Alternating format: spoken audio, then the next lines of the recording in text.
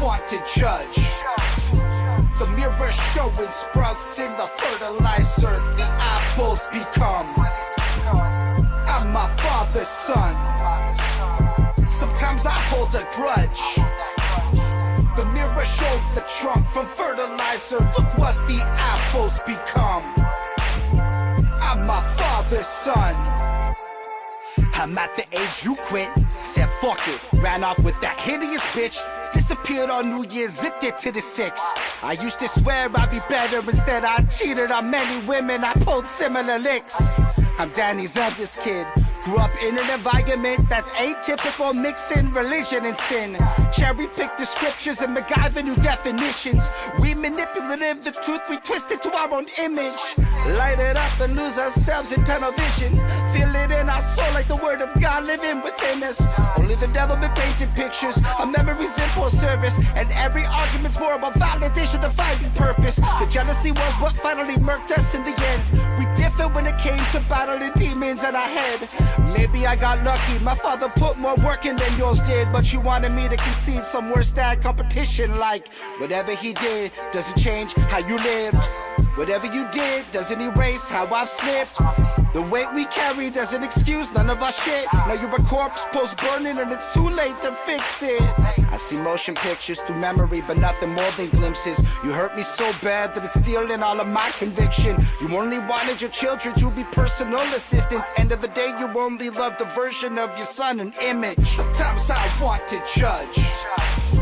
The mirror showing sprouts in the fertilizer. The apples become. I'm my father's son. Sometimes I hold a grudge. The mirror showed the trunk from fertilizer. Look what the apples become. I'm my father's son. The fuck's the point of this pain? In practice ain't nothing changed. Had you been in a hospital, I wouldn't have came. It's a nuisance feeling for you, and it's proven how us humans do. We do when it's genuine rage. Nothing makes sense, my brain in a cage. When I thought I paved way to embrace, I cut you out with no shame. Until death I did say, and upon death is today. Turns out it matters, there's no final embrace. It's all about control. I think about drugs you sold, fronting it definitely when I couldn't say no. And preach about Jesus like it's the end of the world. Meanwhile, I found your Twitter, you're only fans of these girls. Look, I'm a hypocrite too, and I like fucking bitches too. I only wish you could have been you. Fuck what did to you. Scum of the human race, point of view from the back row slave. If people knew what you went through, there'd be me too when their slogans made. Then one day Quebec labeled you insane, slanging dope at the Douglas, now use a G in the game. Ran your mouth after some money, the streets took it away. Kept it going for the sake of socials, and then COVID came. You found out truly that you're alone, and then it got strange. You lost touch with the earth, never touched grass in your cave. You thought I never hurt you, but my compassion replaced the rage. I could have been you too if my father hadn't chose to stay. Sometimes I want to judge. The mirror showing sprouts in the fertilizer. The apples become. I'm my father's son. Sometimes I hold a grudge. The mirror showed the trunk from fertilizer. Look what the apples become. I'm my father's son.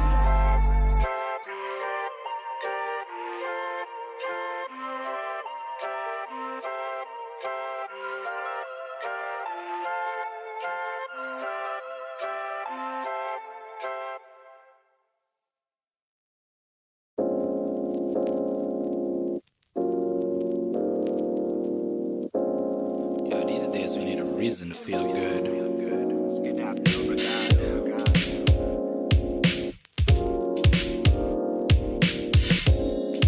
some feel good shit. It's a reason to feel good shit. It's some feel good shit.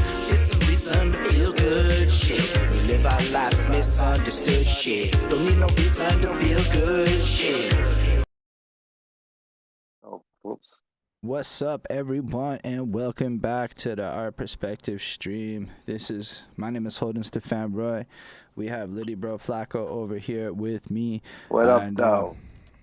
This will not be an interview episode. This is gonna be one of the more chill, shoot the ish kind of streams where we discuss stuff and Let keep me it put real my casual. switch on so that I can keep up with, Lindell. 'cause Lindell's gonna pop in. And he's gonna want to argue. And let me tell you something, Lindell. Today you got the right one. Lindell gonna come through with the in 1984, the most culturally relevant thing in history ever happened. But yeah. Nah, how have you been? How was your show? Most importantly, we spent a whole bunch of time hyping that up, so I feel like Hyping a it up great starting for place sure. would be a Yeah, recap. a recap on the event. It went fantastic. It went great.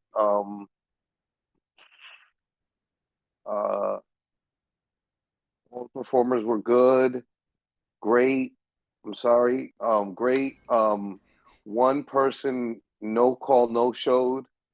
Um, there's always gonna be one, right? This is the one person that we didn't even get the chance to interview or didn't Well, participate in that's the that's a interviews. blessing, right? Because it would have felt worse if it was somebody that came through and then we hyped it up. So at least if they skip this, it shows they skipping it all.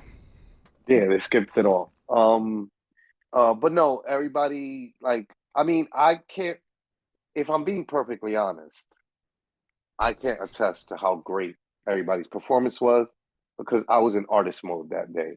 And I showed up late because I knew what time I was going on. Were And you the I was, promoter or were you an artist at that moment? oh, well, I mean, I was both, right? Got Because it. the event was happening because I'm the event planning company, Right, right? The get together. I'm one right, third of the get together. right. Um, but and then that day, I was not even headlining. I made sure that there were two people. I put Zoe G and CF were the co-headliners after me. So I performed third to last. Zoe G went after me, and then CF closed out the show. Before me was Rai Gennaro. Before Rai Gennaro was the Body Boys, I believe. Before them was Ray Pearson. Before Ray Pearson was Ezar. And yeah, I think there was a couple other people who performed on the spot. Um, That's dope. like to open up the show. Uh, but yeah, from what I do understand from the video that I've seen and from what everybody told me, everybody did a really great job. I saw video of like some of Rye's performance, like through the people who were there for him, and fucking fantastic performance. Um, he does a lot of pain music, man. Um, and yeah, But he's at that um, age. That's the age of yeah, pain. yeah, for sure, absolutely at the age of pain music. Um, man, You guys had two Black, nights, right? Black was fantastic. When I performed Black, like half that crowd, the entire crowd, was singing along to the song, and I was just like, "Whoa, this is dope." And it's been building like that every performance more and more. Um, but like that, half that venue was like knew all the words to Black. That was dope. Um, that was night two. Night one was La Fonda, where we had networking mixer, and that went really well too.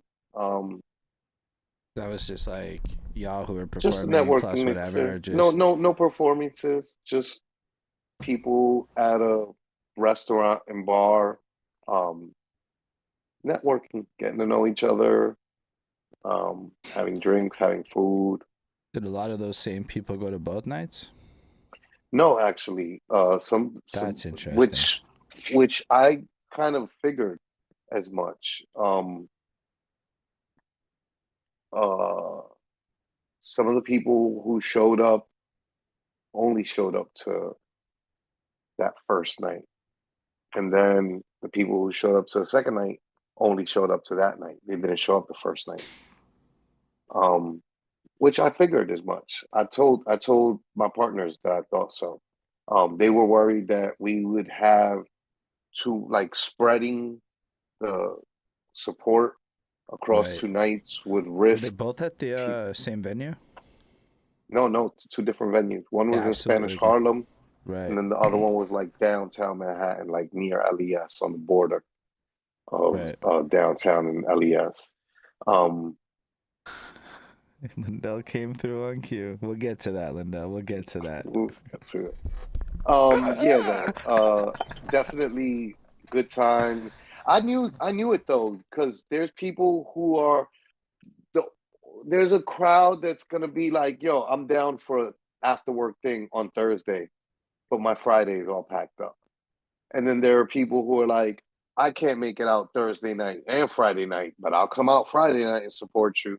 You know what I mean? Right. So There's yeah, also the fact that like one's a networking event, which is going to probably attract type A people. Like my first thought at a networking event is not turn up. It is actually remember your decorum, right? So maybe I'm wrong actually it about turned you. up being like that was where like the DJ was turned the fuck up. DJ Hectech was like, he was like, I don't know if you've ever seen Paid in Full, the movie with Cameron. Oh my God, Holden. Damn it, bro. Jesus There's a Christ, lot of shit man. out there.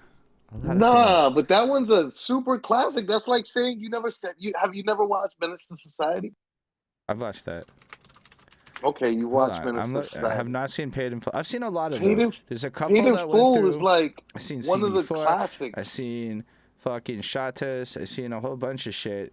But CB4 is like, why'd you watch CB4, but you didn't watch fucking. You already watched CB4 I've by seen watching Menace. fucking. I've seen Menace and I've seen Boys of the Hood, but like people were like, you should see CB4, so I did. Like, Mm-mm-mm. why? I mean, Paid in Full. Paid in Full is based on a true story. That's like the story of like one of the most infamous hustlers in Harlem from the era before my era. like it's And possible I saw it and I'm just being wrong because it looks like the type of shit my dad would have rented, 100%. So it is possible I've mm, seen it, but I don't remember. maybe not though, because it didn't really like uh it was for rent at one point, but like it got Yeah, bootlegged more than anything. right. Like it Yeah, it's got bootlegged possible into that oblivion like it before it just ever wouldn't have even hit. came out.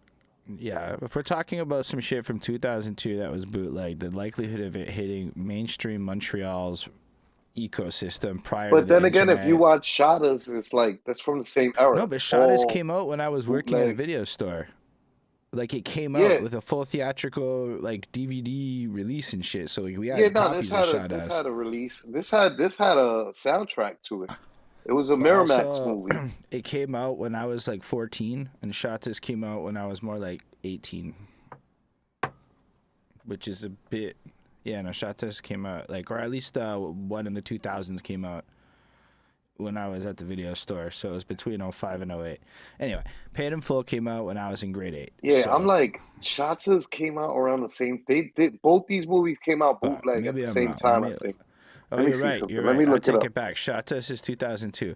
I just remember we had the DVD of Shatas at the video store that I worked at, and I remember renting it from there because a lot of people were talking about it.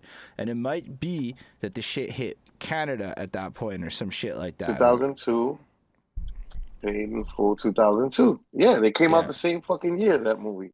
Those movies. Honestly, they might have came out the year before in 2001, bootleg, before um they came out in yeah, official no, release capacity. Back then there's a lot of things that like it has a date, but New York, being New York and getting bootlegs before, we had it before, but the official release, according to the world, is the official right, release date. So it'll put 2002, but everybody in New York's like, I could have sworn I watched it in 2001. mm. That's how I feel about Biggie's Ready to Die in 1993. Like, I'm like, nah, that was 93. I don't, like, what do you mean 94? But whatever, you know? Like I also like I saw New Jack City, but I don't remember it because I saw it when I was really young. Like a lot of this stuff I saw it before. Paid in full. Let me tell you something. I Paid in saw it full is before I like understood the culture and it connected in the same kind of way. Paid in full is like a fucking super classic fucking. There's so many lines from that movie that are like, no more, no more champagne, no more ribs and no more noodles. It was, oh man, so good. So many lines. Anyway, Uh, I was referencing that because our DJ was on fire. Heck Tech was, he was like Brucey B, DJ Brucey B in Paid in Full, which is like really just Brucey B and Kid Capri as DJs in real life. Because Brucey B was in the movie because he was a famous Harlem DJ that would DJ at a lot of drug dealer events in Harlem. But Hello, Billy Maeve. hey, Billy Mays, what's going on, buddy? Um, Brucey B was a DJ at a lot of drug dealer parties in Harlem, and so when they made this movie about drug dealers from Harlem, they got Brucey B, a real life DJ, to DJ in the movie the way that he DJs at real life events, which is to be like, you know, DJ Bruce B on the mic. Yeah, I see you holding just stepped in the building. Yeah, yeah, baby. You already know what's going on. He blinging, he's shining out here. He's shining big time. Oh, Billy May, I see you. I see you in the comments, Billy May. Lindell in the building. Oh, wow, the tracks are You gotta playing. start greeting people And like that more often. so our DJ Heck Tech, he had a few drinks and he was getting his Brucey B on, and he was like shouting shit out, and he was playing some classic salsa songs that like that CF legend was even surprised by. He was like, he made a post about it on Facebook. Like he was like, yo, shouts to the DJ. He was playing salsa joints that like I never even heard of. And he's saying he never heard of, right? I'm speaking in the first person as if though I'm CF, but I also never heard of these songs. And um it was crazy because the older Latino people that were in the restaurant started dancing. Like they got up and were dancing near the bar because these songs were so goaded, apparently, to the generations before us. You know what I mean? That's But hard. like, or I don't even know how to describe it because the Latin music, the salsa that I grew up listening to, I didn't play that shit. My mother and my father, really my mother was the salsa like fan. She was the one that would play these old salsa songs.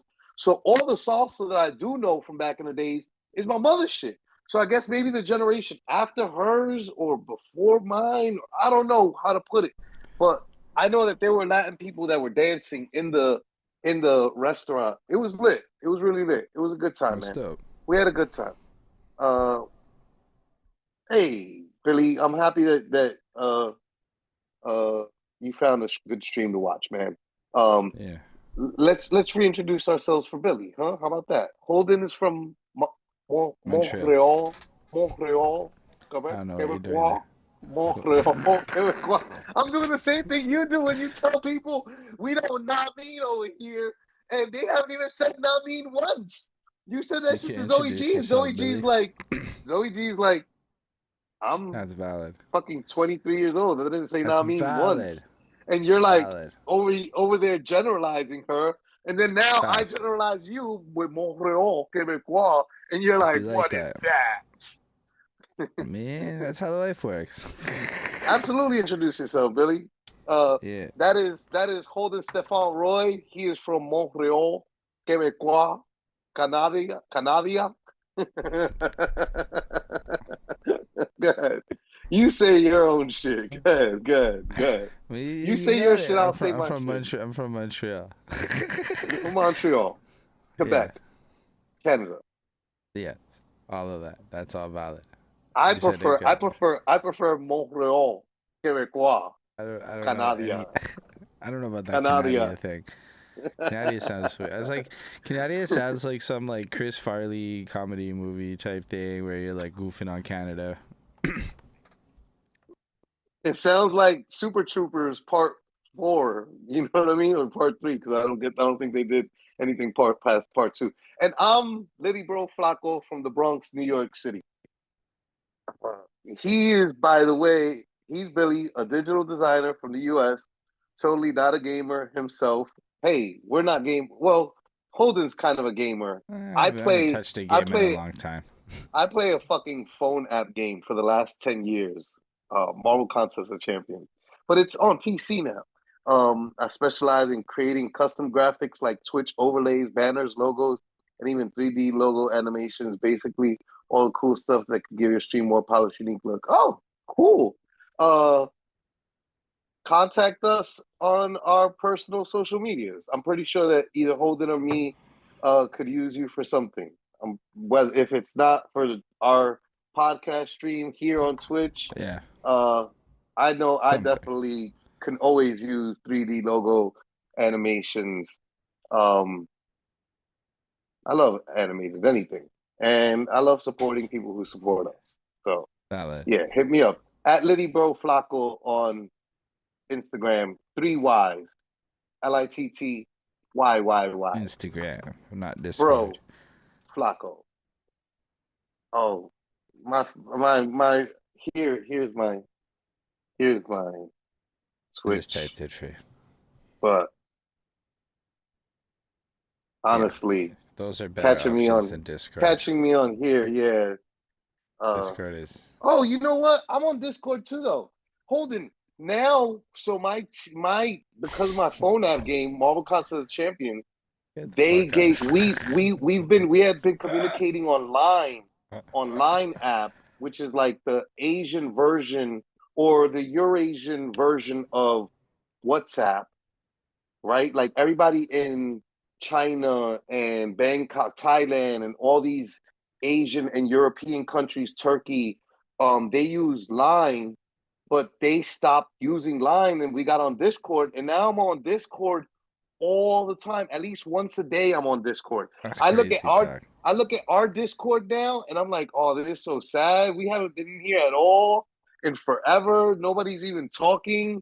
Nobody's lit in there. Well, And then I'm in we all these gotta. other Discords that are like super lit and shit. And then because of that, now I'm in all these producer and artists and singing Discords because I went and joined into other. And so now I'm a super Discord guy.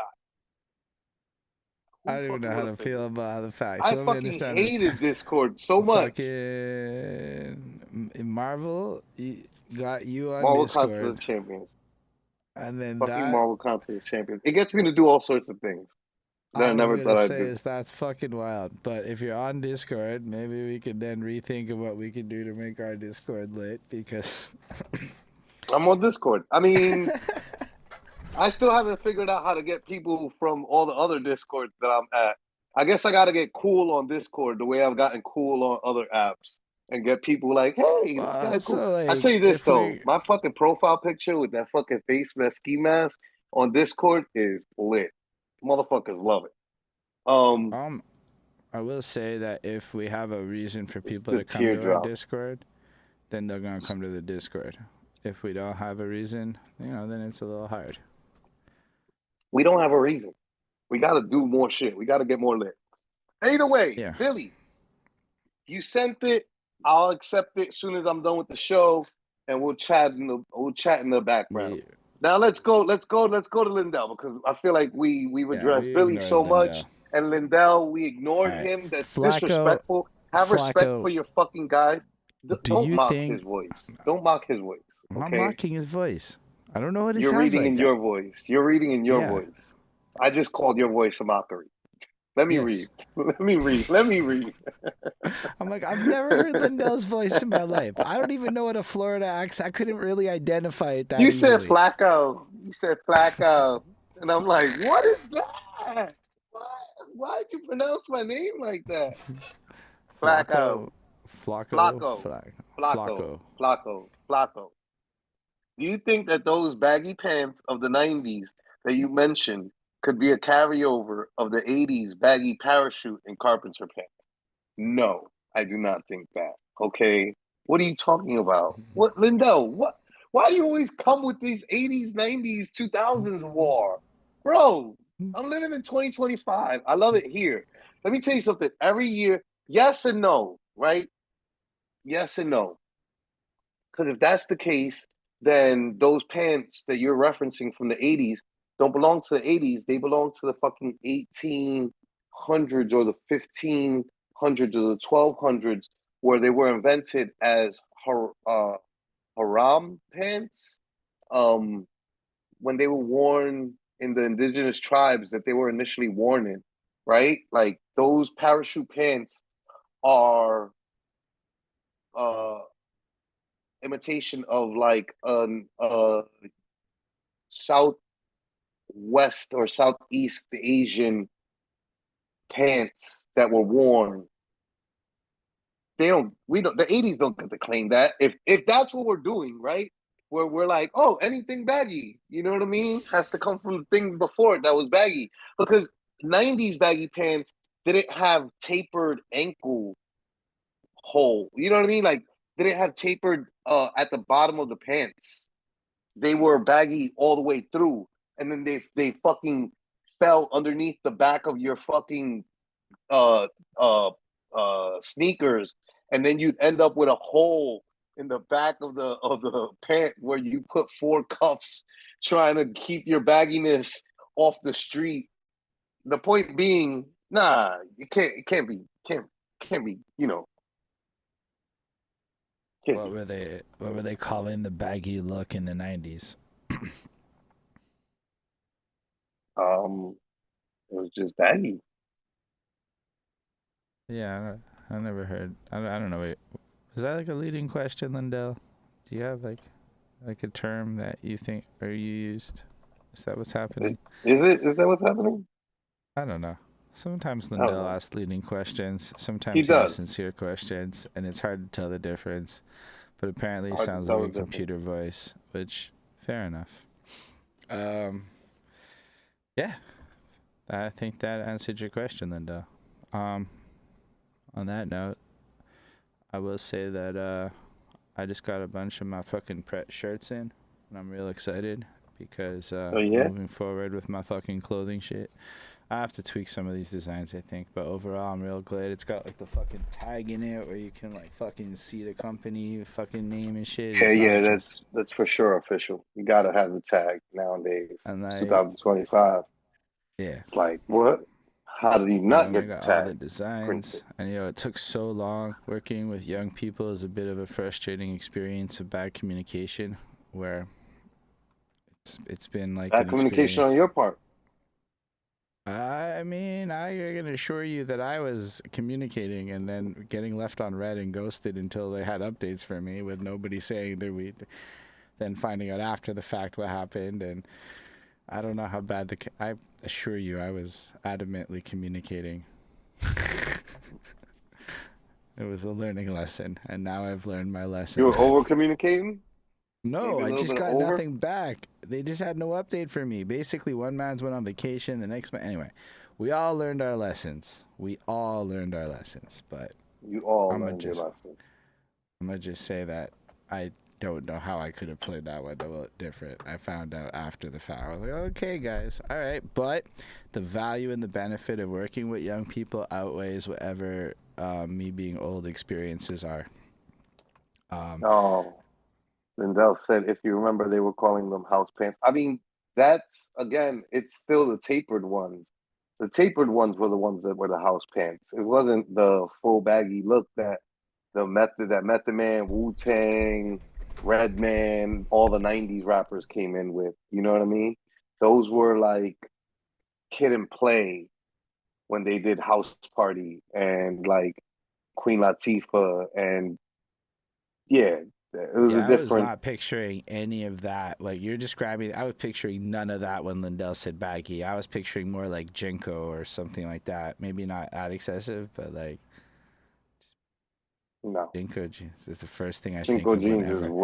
way I, later, way is it not later. the The 90s? baggy, the baggy, the baggy look really started with the official baggy '90s look started with Nas, Wu Tang, Biggie, Redman, Right. and that crop of '90s Onyx, all those young rappers that phased out all the 80s rappers. That's when people stopped caring about Big Daddy Kane. They stopped caring about Cool G Rap. And, you know, even that's like arbitrary, right? Because I could tell you the honest to God truth is that we cared and we didn't. You know what I mean? Cool G Rap, Cool G Rap to me, I remember having OGs that would be like, oh, you got to do your knowledge, youngin'. You got to listen to Rakim and Kane and Cool G Rap. And I was like, I'm not listening to none of that shit, bro. But and then Cool G Rap had that remix, Fast Lane remix with Nas, and that took off in my era in the 90s. So it's just like different. Have you took a look at the 80s carpenter pants? 80s carpenter pants were baggy all the way through, but people weren't wearing 80s carpenter pants in the 80s like it was the fashion statement. That's why you brought up the hammer pants first, because that's the thing that was more ubiquitous to the 80s, not people in carpenter pants, you know, making a random statement. And even then, the 80s carpenter pants aren't what 90s rappers were wearing. 90s rappers were wearing camouflage fatigue pants that were very baggy. They were wearing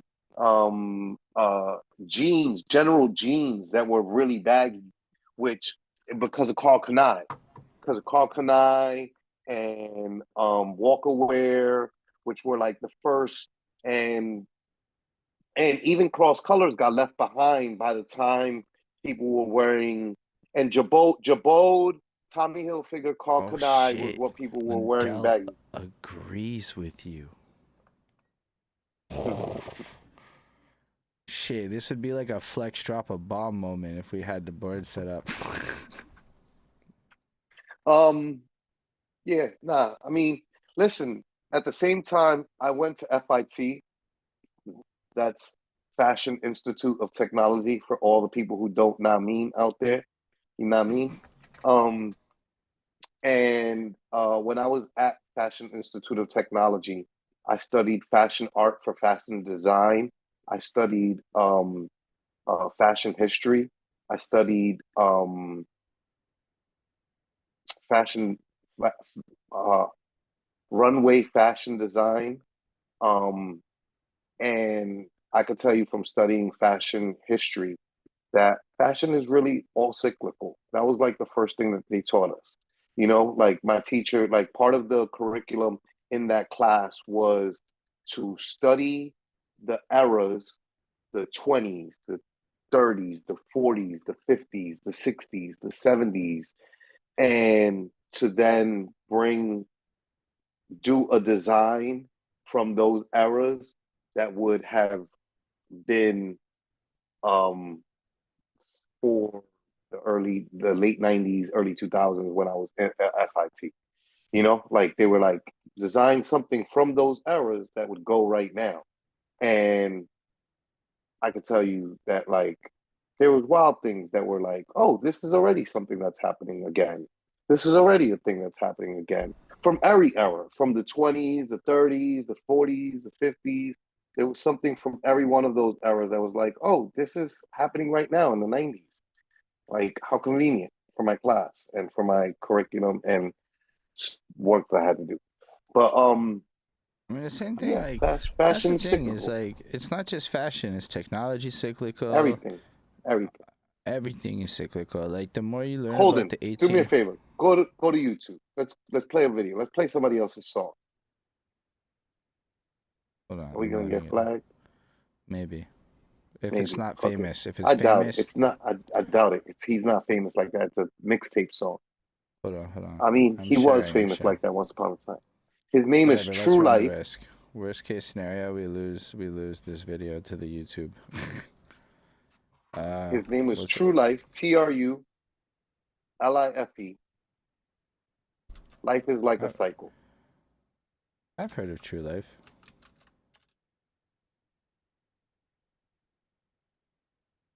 This one? It's like a cycle. Yep. Yeah, this joint right here is dedicated to all my niggas going in and out the P now. Name of this shit is called Like a Cycle. Stay the fuck home, nigga. Your family needs you. Two Life, represent, nigga. Frank White went in, Tommy just came out. Maze in the feds telling me to give him a shout out. Bill Blash just did 10, still talking about banging out. That type of time, I won't be thinking about hanging out. Mike Black is getting short, Lenny just touched down. Chris just caught a new one, cut a kid from uptown. P and Greg came home from doing 6, but ain't changed a bit, back to the same old shit. Niggas say they gon' change when they up north. Come home, hang with the same dudes that they said they cut off. P on parole tripping, letting his gun off. Cousin Geeko ain't changed, still illin' out. Get his life in the system, going in and out. Swallow bundles and balloons, then they shit them out. Niggas are stuck in a cycle they can't figure out. Life is weird, you just gotta live it out. It's like a cycle. Summer come home, summer go in, do a big, come back, do the same shit again. It's like a cycle. Summer come home, summer go in, do a big, come back, do the same shit again. That's Niggas it. just did 7 That's it. years for robbing That a was cab. it. Came home Well, with Wall Life is like a cycle, bro. You know what I mean? I'm gonna have to Summer come disagree home, with the this idea is a- that the 1920s, Lindell, is not as significant as the 80s, because that's the fucking Great Depression, bro.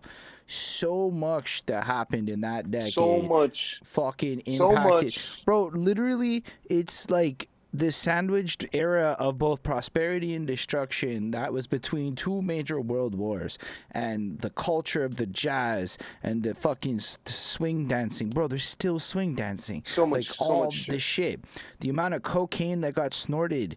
Like there's just so much shit from that era that, like, honestly, the 80s kind of jacked the 20s, if we're being real. The early 2000s jacked the baggy suit from the 1920s. And guess what? Let me tell you Oh my something. God. The baggy suit era is about to come back again. So the Steve Harvey suits that, like, because, you know, at this point, I've been old enough to be able to make What fun up, of a lot of Christy? eras. Crystal. And whoa, Christy is crazy. What? It just came out. I And then didn't know. and then it sounded like you said Crystal. I did. I What? said Christo though. That one was Christo, not Christil. Either way, none of it is good. Put It's some been a respect long, on my boy long Cece's fucking name, bro. Long week. Shut Jesus up, Cece. Christ. Cece, I'm sorry, bro. On behalf of the show, that was I unbelievable. appreciate That you, was- Chris. That would have been like if I called him Hold On. Steven. It happens. I mean, Hold on, my Steven. bad, Chris. All I know is Chris and I got through torrential rainstorms of Massachusetts, and I've never experienced rain like I experienced driving through Hey, Massachusetts. how did your trip to Connecticut go?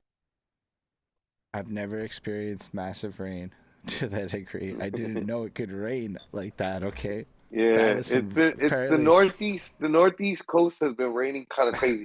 You know what though? Don't say that, because when I went to Montreal in 2019, the first week of November of 2019,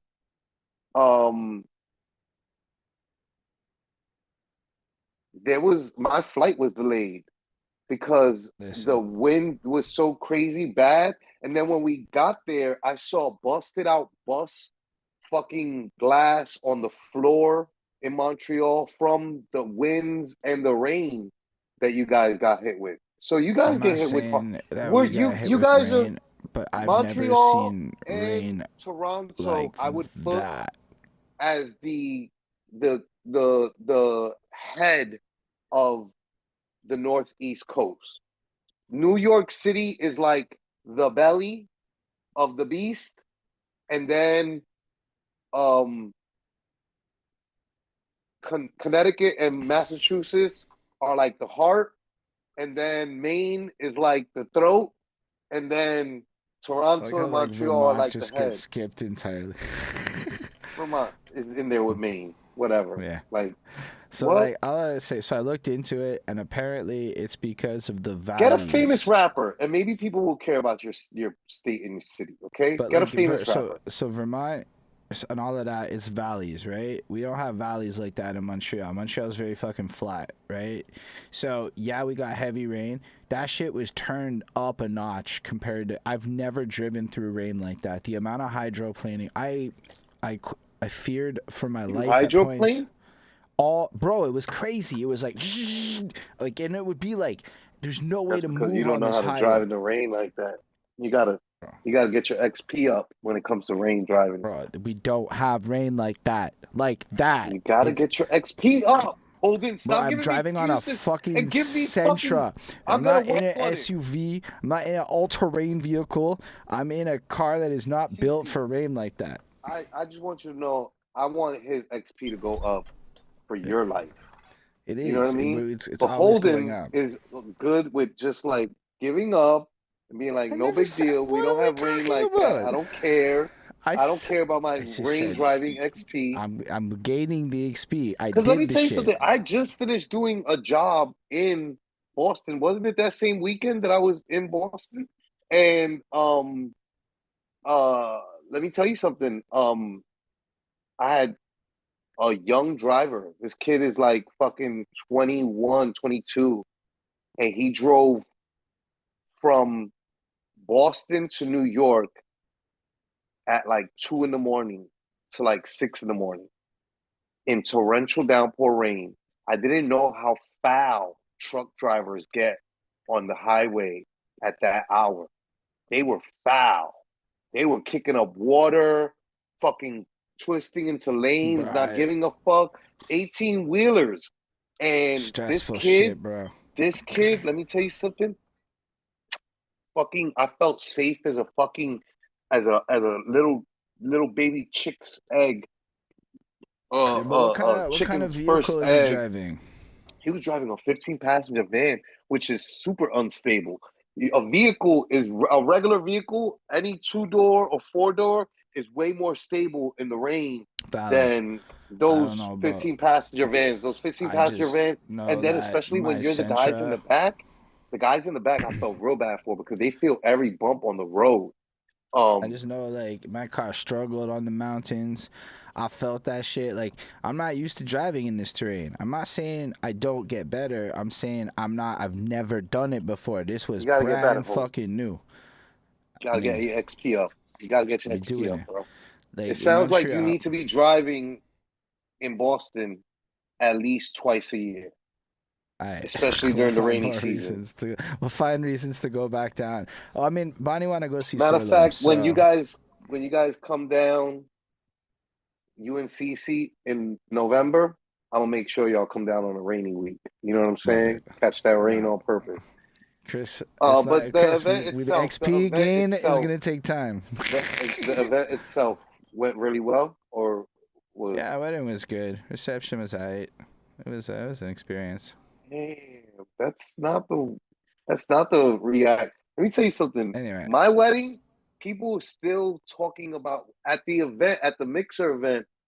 like Rye's mother was still talking about. She was talking about how ever since my wedding, she hasn't the taken wedding another was like edible really because, sweet. or the reception, because it wasn't the wedding that she took the fucking edibles at. It was Yeah, the reception. I She took was edibles talking at the about the reception, and anyway, but the wedding was really nice. I was at a work. castle, and like Lit. it was really beautiful, the castle and the scenery, and like that middle of nowhere fucking nature shit makes you kind of appreciate being a rich white dude in the 1800s. Like if you could have had that life, it was probably really nice, because that's ain't nobody lived here for so long. But back in the day, motherfuckers lived here, and it's crazy just they had a fucking train that was just for the grounds back in the day. That's Like your dope. own Yeah, private nah. fucking train and shit. I'm just like, that's I crazy mean, talk. that's the equivalent back then to nowadays having gators on your property or golf carts on your property to get around your property, right? When you have an estate, you have a big plot of land, you It's got a lot of huge. land, and you got to move around, and you're not going to fucking horse and carriage it everywhere back then. So you would have a little train, you know what I mean? That would take you around your property. Now I go up to Paulie's, and Paulie's got a gator. Does he have two other vehicles on his property that are vehicles for when he goes long distance? Absolutely. But when he's on his property, he's on the gator, which is like a 4x4 version of a golf Right. cart. which is what people do when they got big properties. That's Yeah, super it lit. makes Let me tell you sense. something. I wish that I could drive around New York City in a golf cart. I love that's like maybe listen, I drive every time. I tell people on job sites, I'm like, I'm a master forklift driver. I can drive any and every forklift imaginable and possible. I'm talking about every single one. Definitely not. We're not talking about just the fucking little warehouse forklifts that you've seen or those little personal ones that you see with the Amazon warehouse. No, no, no, no. That's warehouse guys. Those warehouse guys, they get to be in controlled environments, enclosed in a building with a nice smooth floor, away from traffic in New York City, away from not me. I got a forklift on uneven ground with uneven forks and not drop anything. I'm talking about tonnage, heavy shit. And I do it fucking chef's kiss. Every job that I go to, people be like, I had to one time load I forget how many ton cinder blocks. It's like these cinder blocks that are like tonnage, and they had to get loaded on the back of a flatbed truck.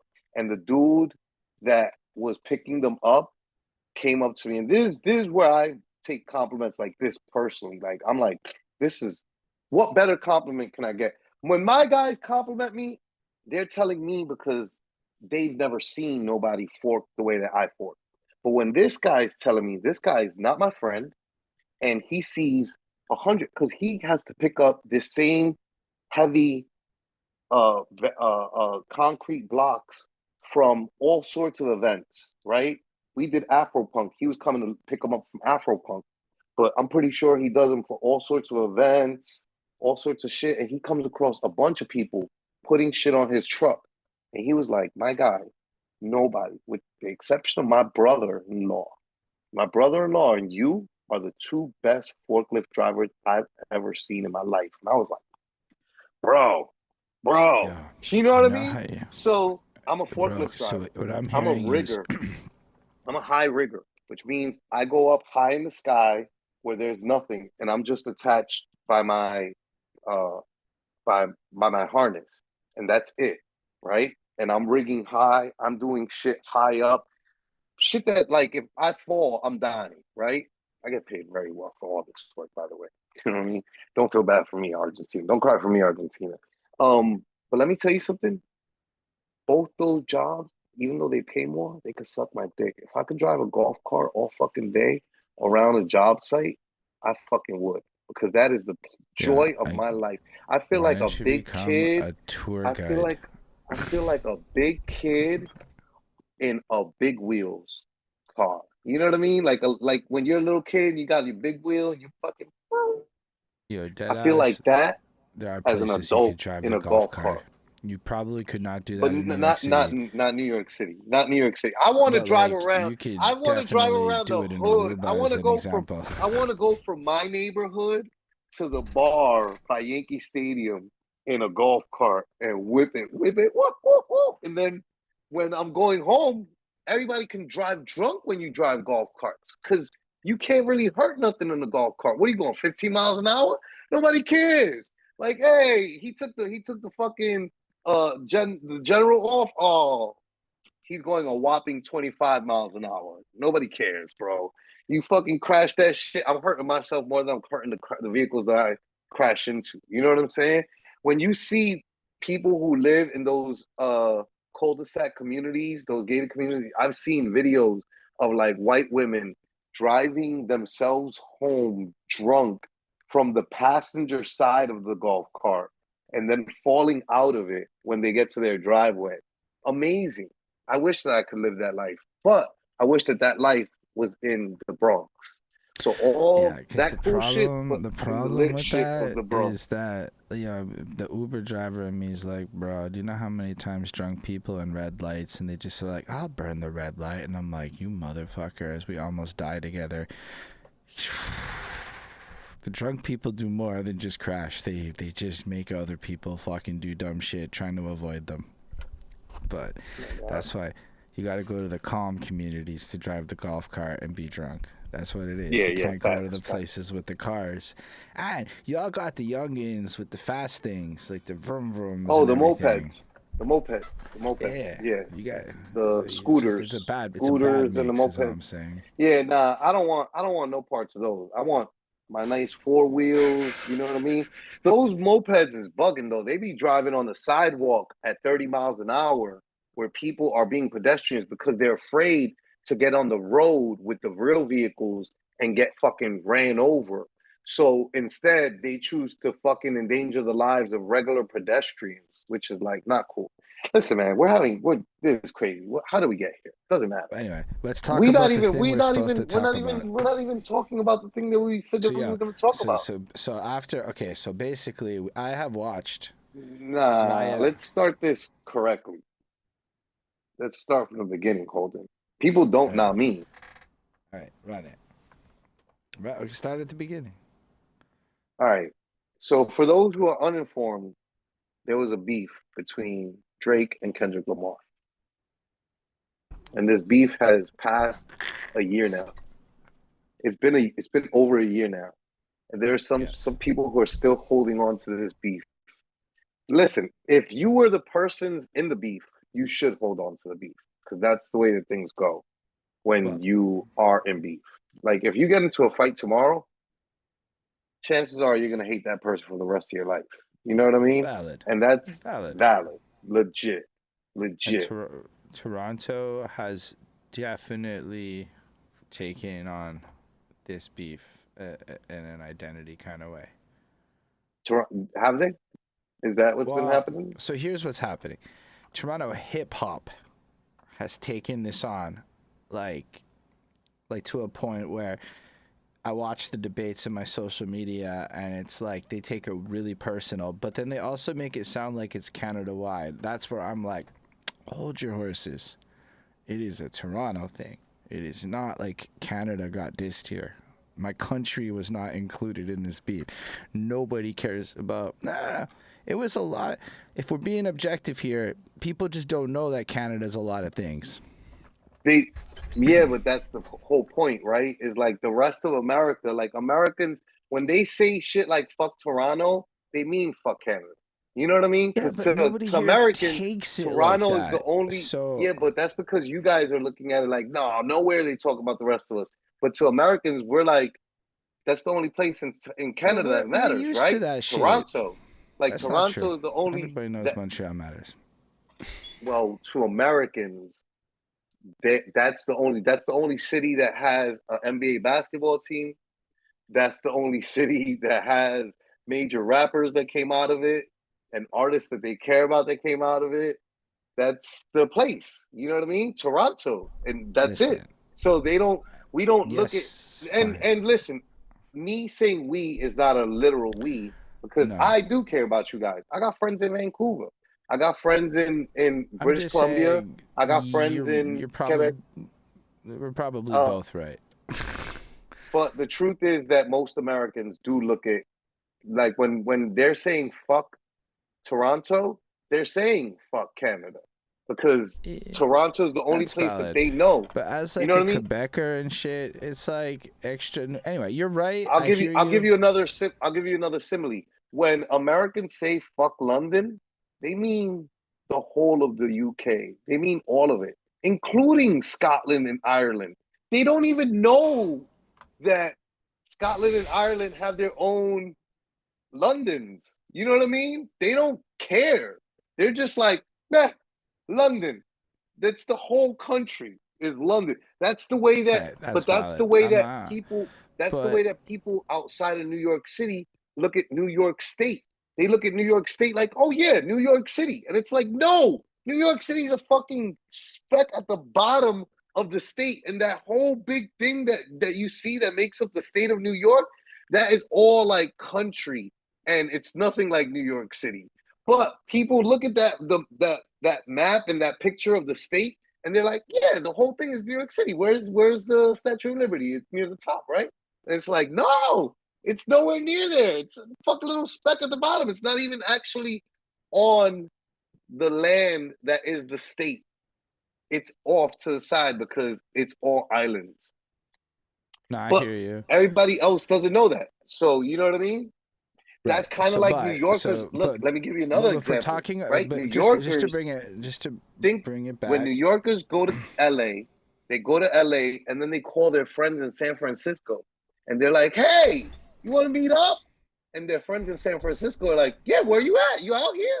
And they're like, yeah, bro, I just landed LAX. And they're like, bro, it's fucking gonna take me 6 hours to drive to you. Why would you call me? Goodbye. Click, hang Right. up. Because people don't know So geography. And that's a so fact. people just That's a fact. When you're saying it like all this is valid. That being said, my point is more outside of Toronto, nobody gives a shit. But Toronto has like taken this very to a bigger degree. However, I As they would should. limit it to the hip hop scene, not the public at large, who, as evidenced by the sold out show and singing along to A minor, they clearly are Team Kendrick in a lot of ways. A whole lot of Toronto is Team Kendrick, which is probably just how it is I would everywhere.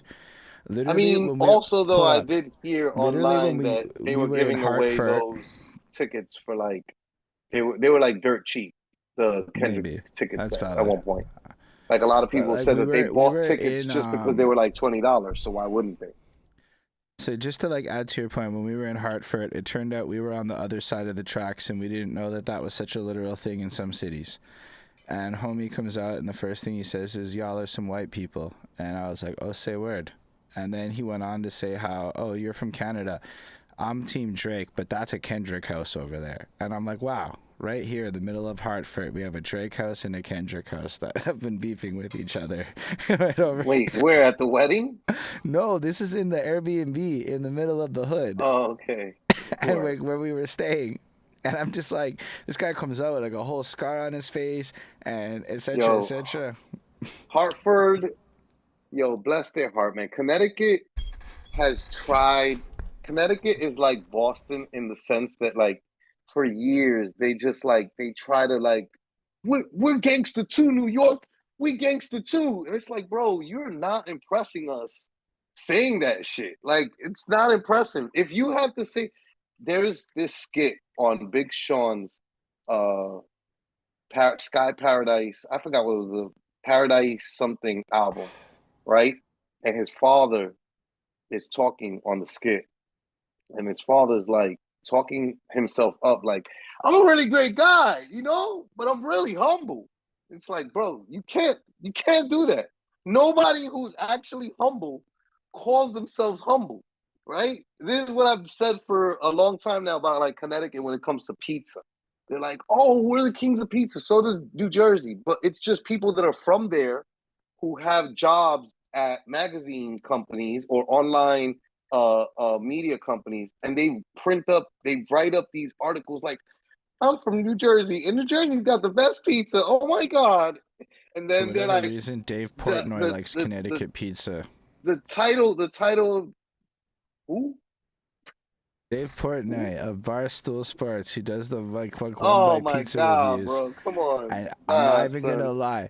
I'm not even gonna lie. Outside of New York City, Isn't he a where racist?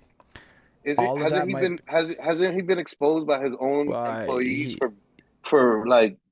I think there was some shit, maybe. I don't know that deep on Let's look it. it up. But his pizza reviews definitely pop up everywhere. And if you're not I from New mean, York I'm City, just saying, they I'm not definitely listening carry to a weight. racist. I'm not I don't Dave know if he's a racist. I know he's a Jew and that has played into some. Portnoy racist.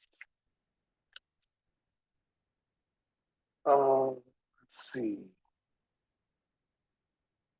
Dave Portnoy He used the N racist. word in the past, back in the edgy years. Yeah, I don't like that.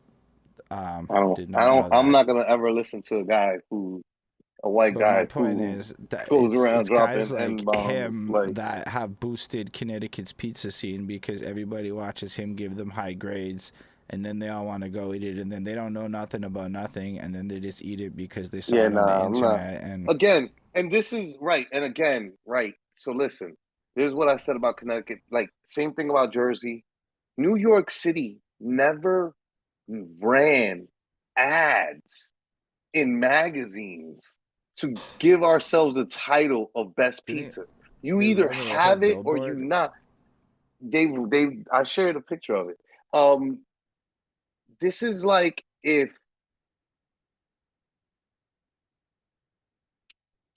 General Steel or Mortal Technique were to have ran ads saying, I'm Immortal Technique. I'm the GOAT of hip hop, not Jay-Z. And it's like, bro, you can't call yourself something. People either call you the thing or you're not the thing. The end of story. That's it. Tomorrow, if Montreal, which is like, listen, I get it. We live in a new era of like, hey, manifest your reality and speak your truth and all these other things. But at the end of the day, that doesn't make it real. And That's facts. I'm not gonna listen to Dave Portnoy. Like what? All right. Why? Like This like we're so sidetracking again. A Philadelphia white guy is gonna tell me, a guy from the Bronx, what good pizza is. No, that's why I said. That's why I specifically said outside of New York City, Connecticut. regardless to how y'all Anyway, feel. Connecticut. The point being, Connecticut and Anyway, Boston so that have guy little came brother through, complex, and they always get tough. and they also have And it's Drake just and like, Kendrick fans, and everything split in every city. So anyway, all we saw for a long time through the underground Toronto hip hop media sources was stuff like Top 5 talking about how Kendrick can't come to Toronto, this, that, the next thing. And, you know, there was a lot of conversations. I know. A lot of conversations and stuff. Then all of a sudden, Kendrick comes to Toronto. Wow, look at all the police presence, this, that, the next thing. I'm like, well, no shit. Anyway, so Kendrick does his show. And you know who's at the show? Probably singing along, but we're not sure. Jagmeet Singh, leader of Canada's political party, the NDP, the New Democratic Party. They're like our left party, sort of, maybe. No one really knows anymore. So Jagmeet Singh's there, and he's just caught on camera at the show. And then that same night, at something like 1:20 a.m., Drake DMs and Jagmeet Jagmeet Singh. Singh is from Toronto. Somewhere around that. Like one of the Ontario suburbs, like one of the suburbs or something. Surrounding Toronto. Yeah, but he's that like area. Yeah. I think he runs in Burnaby or some shit with a B. But like, so he's there. He gets caught, and then this screenshot appears of Drake DMing Jagmeet Singh, and honestly, the last time they spoke was 5 years ago in 2019 or some shit, and all it says is "You're a goof." Drake says this to Jagmeet Singh. The following day, go ahead, finish it out. Jagmeet Singh apologizes and tries to play it off like he's only there to see SZA. Ha ha ha. Drake over Kendrick. Everybody knows, and I'm just like, that's real. That was a real thing that happened. Right. All right. So let me give the simile or the analogy for this. Right. Let's do a simile. Run it. Let's do a simile, right? You and me do this podcast together, right? You get into beef with Cece. You and Cece break up, get into beef with each other.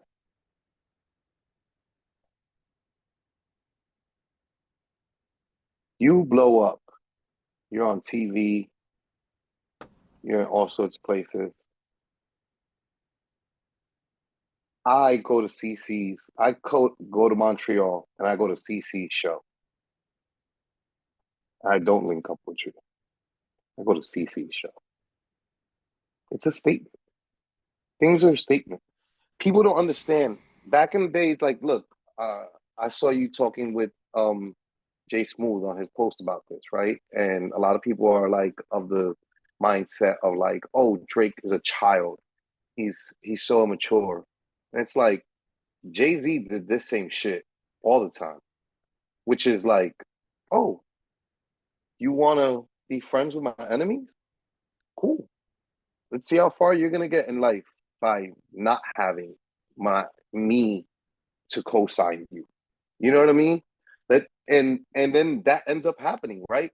People people there were people in the Jay-Z and Nas beef that they were like, oh, I'm absolutely gonna pick a side. And I'm gonna pick Jay-Z's side because that's the winning side, bro.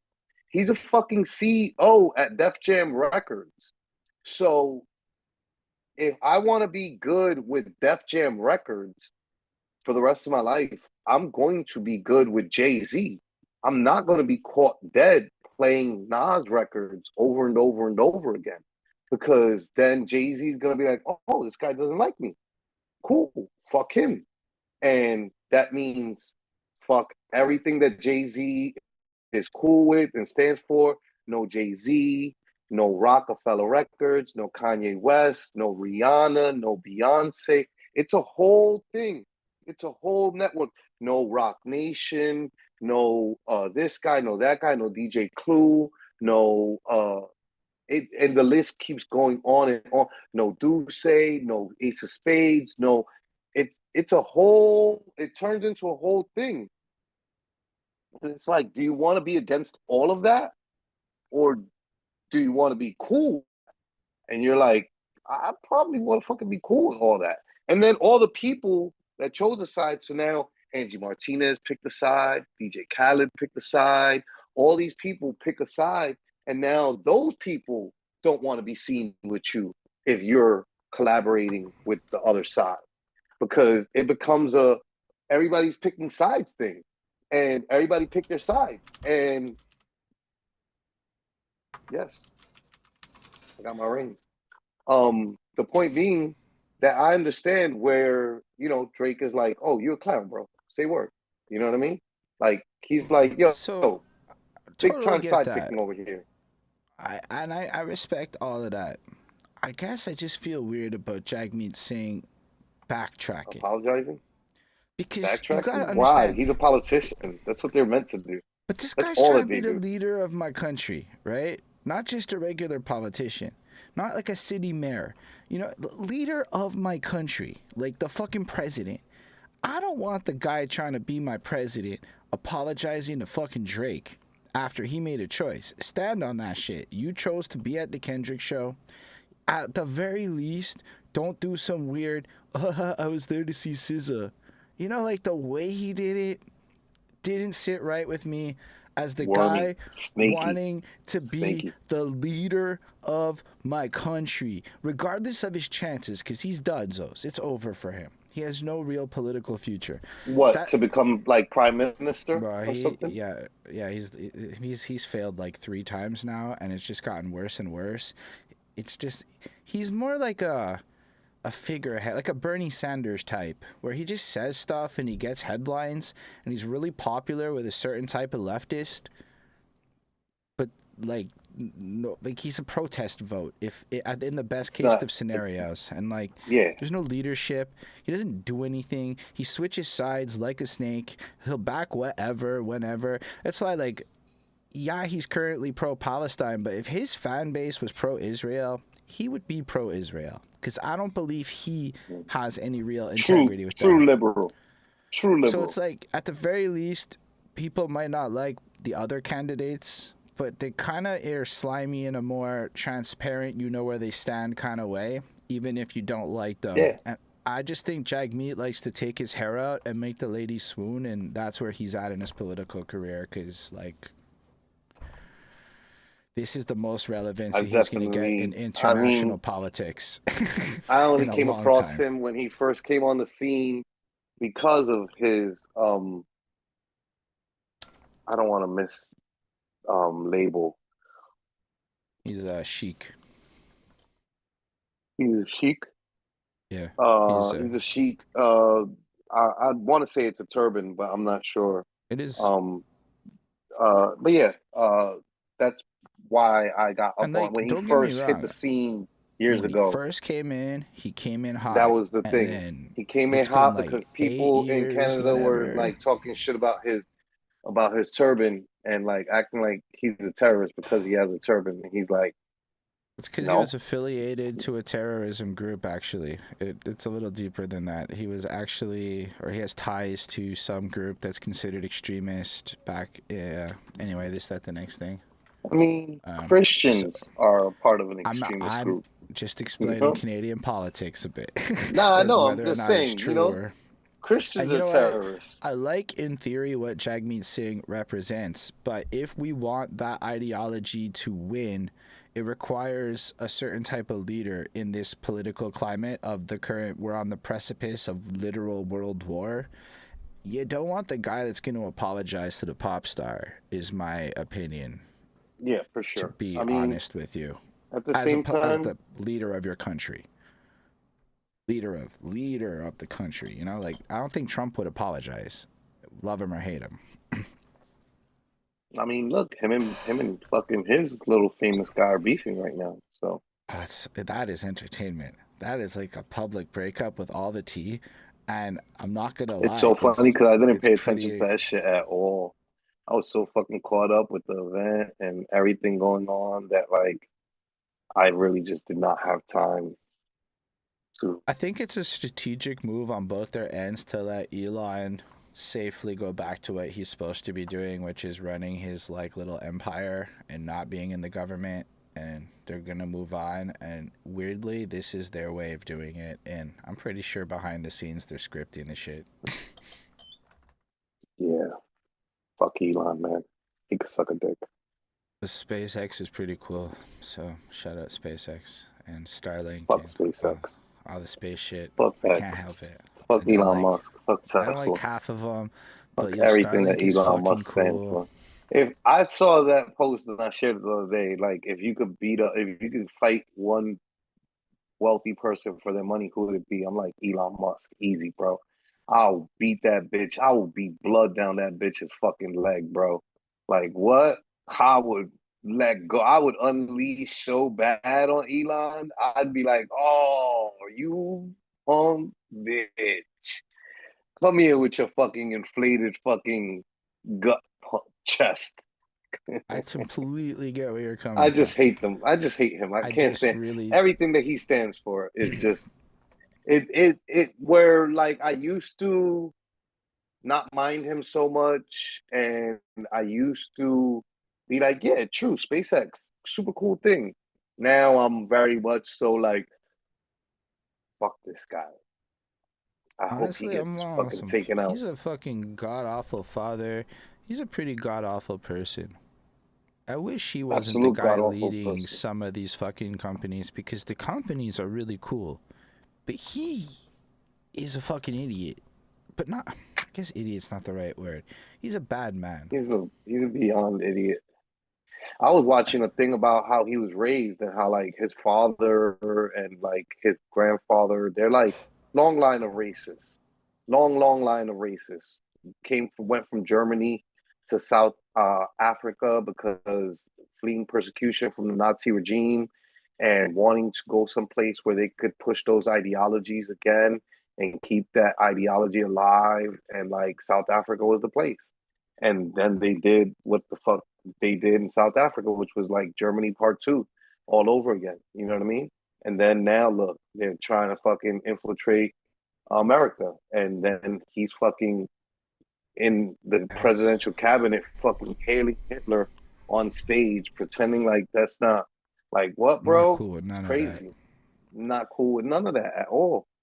At I gotta say all. a lot of the American situation. Like, I don't like to speak on it that deeply because it's not my country, and when it comes down to the real talk of it all, like we're not exactly an innocent place in Canada. But damn, is it a weird time? Like crossing the border was high key Weird. terrifying. They were way more concerned with weed than anything else, but like they had cops at the border searching every single car, like just all the cars. Everybody had to pop their trunk. They went through everybody's bags, 100% of the people, and I'm like, that is freaky, you know? Like, I don't know if that's a normal thing. I just had guys going into Canada for work. Um, Same thing they said. And I was like, man, nah, this is the roughest time to be crossing that border. Tension is And high. like, It's not, which by the way is very Canadian of you Canadians, you know, where like even when like tensions are high between America and Canada, it's like this is so cute. This is the cutest beef ever. It's nothing like Uh, fucking Israel and Palestine. Like, what the fuck are we talking about? Like, America and Canada are not genuinely beefing, and the citizens of both genuinely, right? Like, I think that Americans, for the most part, genuinely don't give a fuck about anybody but America. But Americans don't even give a fuck about other America, right? Like, Middle America hates and detests New York City and California. You know what I mean? New York City and California hates and detests the rest of America. I The just North doesn't like the South doesn't like the North. East and West are always at war with each other. Um, Florida wants to I out would just Florida say, yo, if everybody. you're crossing the border, Um, fly. I never thought I would say this, but I think we're gonna fly to New York City when we come down, because it's just so much easier to get through the border. They don't have time at the airports to fucking grill you, and all they, it's just different. But that would be my best advice to anyone right now, is to fucking fly, because it's yeah, I mean, actually I kind would of weird always at the land advise that. borders. Period. I mean, the I cost would savings always of advise it. driving is actually normally like fine, like to just drive down to something like Vermont, or whatever, even in Massachusetts to fly, it doesn't make sense. It's like a 6 hour drive. Like, to me, it doesn't make sense to fly. It's going to be 5 hours in the airport or an extra hour, and you can stop and do whatever. Just because when we go to the States from Montreal, right? Like, you really do have to go 3 hours before your flight. It takes fucking forever to get through customs. It's not the security, it's the fucking customs. And it just takes so long. So now you're in the airport for 5 hours, and I'm just like, what's the difference? You're not saving no time. And then when you get there, you have a car. It's just smarter. But now the border's fucking weird. So it's like, I don't know. Don't like it. I don't Don't know. like it at all. Anyway, the point being, Jagmeet Yeah, I apologized to don't know. Drake. And it's Um, definitely it's the weirdest news to me. It's like, that's a real like, I can't believe it's a politics thing like that. Like, yeah, man. I mean, listen again, right? Like, everything is a take sides thing. I tell people whenever I'm like beefing with someone, oh no, I don't care if you still talk to them, but let me tell you something. All the people that still talk to that person, I'm writing it down. And I'm like, I'm fucking with you less. You've lost prioritization in my life because you still fucking with a person I don't fuck with anymore. And that's the way it is, man. We say we're not petty. We say we're not, oh, that's high school shit. um, But definitely everybody is petty. like that. Everybody on earth is like that. You're like, oh, word, you fuck with my enemy? You fuck with the person who I don't like, who doesn't like me, who's trying to take me out? Say no more. Cool. Enjoy that shit, bro. You know what I mean? And that's how it goes. Valid. Yeah, so that's the big story of Jagmeet Singh and Drake that took over my timeline today, because high key, it's pretty fucking funny that a Canadian political leader, a guy that tried to be the prime minister 2 months ago, apologized to Drake. Whether he should have or not, that's not the point. It's the way he did it that's goofy. And that's just Yeah, kind of where I'm at I with hear it. you. Yeah, I don't know I what else to say understand. about that, I but understand where Jack Meat's coming from. Or, well, you know what? I don't understand where Jack Meat's coming from because if I was him, I wouldn't have even been at that concert. Like, what are you doing? What? What? but if Like, you're going what? to go, if you're going to go, don't be like that after. That's how I feel. Like, you made your choice. You made your choice. You were in fact a Stand on it. goof. And if you're a Stand on goof, it. you should have said, my bad, I didn't realize anything more than I was there to see SZA. Nah, he Like, should have definitely. If I was him and I was a goof and I acted that goof, I would have just been like, when Drake hit him with the DM, you're a goof. I would have been like, true facts. True facts. ain't nobody That's would have it. The goofed on end. him in The that. end. The end. True facts. I am a goof. I fucked up, bro. And I think The end of that story. I could have lived with that shit a lot nicer than just watching that weird. Apologizing is like, you bitch made as fuck, bro. And Like, not even what? like a straight apology, just like a PR guy wrote that shit. Jagmeet agreed to it. Like, like, anyway, That's just, it's just like they got speech traders and all these people, and so if you bring in that world into it, and you're not even going to be sincere, maybe if he had done a little video saying, "I'm a clown," that would have been great, or at least better. But yeah, I don't know. So that's the highlight of Canadian politics, because nothing's happened in a couple of months, and everything that's exciting is completely dependent America's got on fucking your crazy shit. politics going on. Americans have been protesting like crazy. No Kings protest across. They're calling it 50-51. So 50501, and it's Yeah. 50 protests in 50 states. Protesting that there's like no one king or some shit like that, or all as one. I forgot what the 50-50-01 stands Is this for, like but the it's ICE something like that. protests that are going on? These are ICE protests, but it's all things mixed into one. It's people protesting um, Trump's presidency, people protesting um, uh, the militarization of the military against its citizens. There's people protesting general policies that he's been doing. There's people who are Trump voters who are in these um, protesting his leadership so far. They feel bamboozled. A lot of I people for mean, ICE. the ICE shit A is lot of people really for ICE. weird, bro. Like that, I mean, I don't know.